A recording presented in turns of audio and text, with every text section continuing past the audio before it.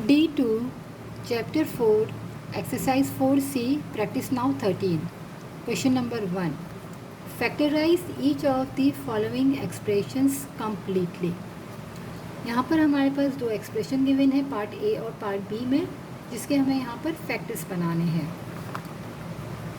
यहाँ पर जो हमारे पास एक्सप्रेशन है पार्ट ए में, अगर हम यहाँ देखें तो x की पावर स्क्वायर है, यहाँ पावर 1 है और यहाँ कांस्टेंट टर्म है, यानी हमारे पास यहाँ पर 3 टर्म है। अगर हम फर्स्ट टर्म देखें तो ये भी हमारी परफेक्ट स्क्वायर है और लास्ट टर्म देखें वो भी हमारी परफेक्ट स्क्वायर है। तो यहाँ भी हम क्या करेंगे, अपना आइडेंटिटी फार्मूला अप्लाई करेंगे। तो सबसे पहले हम क्या करेंगे कि यहाँ हमने बोला कि फैक्टर्स बनाने हैं, तो हम क्या करेंगे, हम ब्रैकेट से इसे बनाते हैं। तो यहाँ परफेक्ट स्क्वायर है तो हमने यहाँ x को लिखा और x स्क्वायर, और यहाँ पर 36 है यानी +6 का होल स्क्वायर।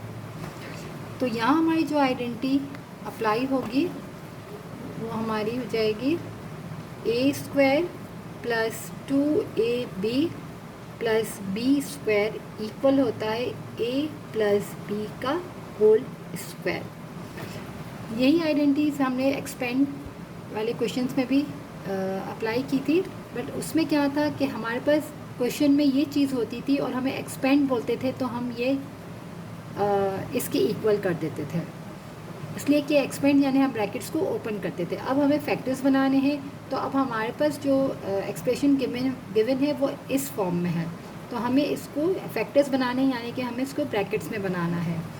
तो सबसे पहले अगर हम देखें पावर स्क्वायर, पावर 1 और कांस्टेंट टर्म है, और फर्स्ट और लास्ट टर्म जो हमारी है वो परफेक्ट स्क्वायर है, तो यहाँ हमारी ये आइडेंटिटी अप्लाई हो सकती है। तो हम क्या करेंगे, ये हमारी फर्स्ट टर्म है और ये हमारी ये ए है और ये हमारी बी टर्म है।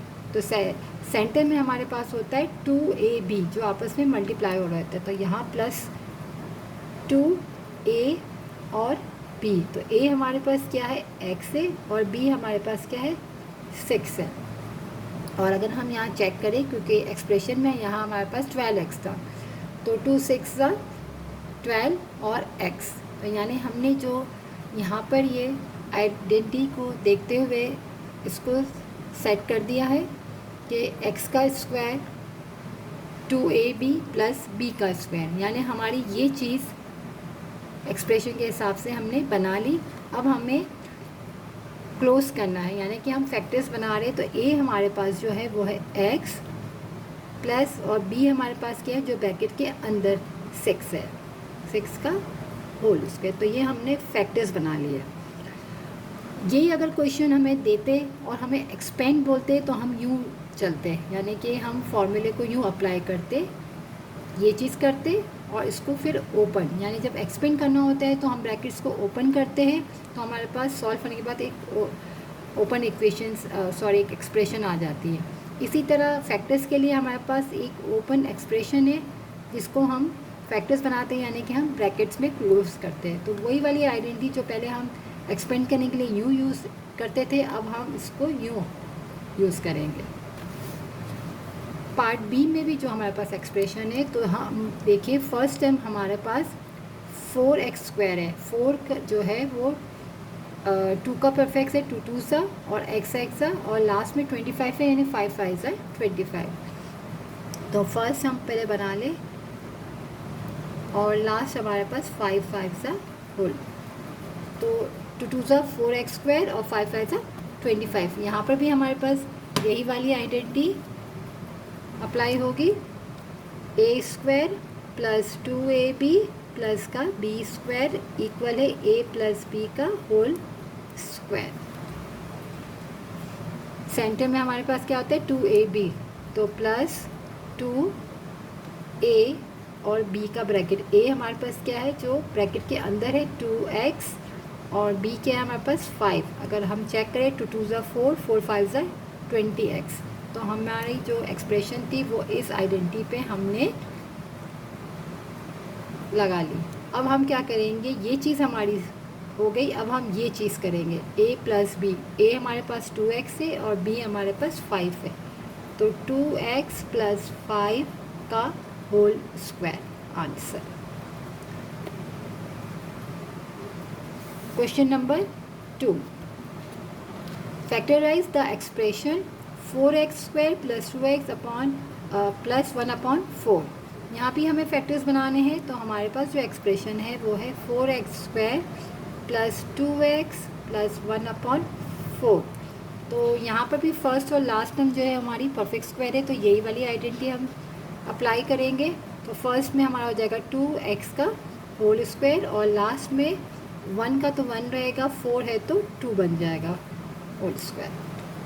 तो इन दोनों का हम, ये भी परफेक्ट स्क्वायर था तो हमने ये टर्म और ये टर्म निकाली और हमारे पास फॉर्मूला यही वाला हम अप्लाई करेंगे आइडेंटिटी।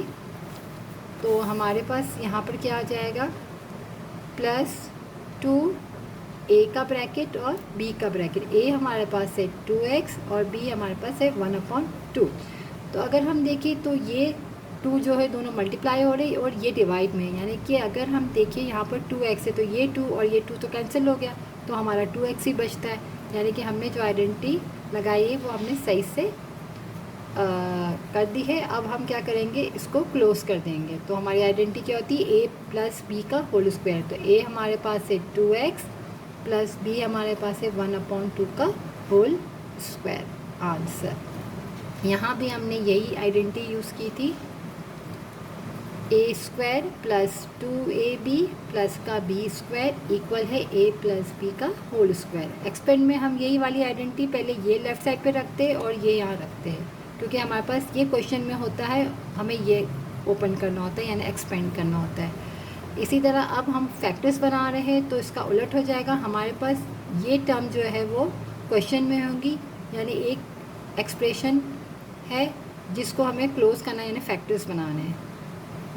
तो इस वजह से हम पहले इस एक्सपेंड में इसको पहले लिखते थे और अब फैक्टर्स में हम इसको पहले लिखते हैं।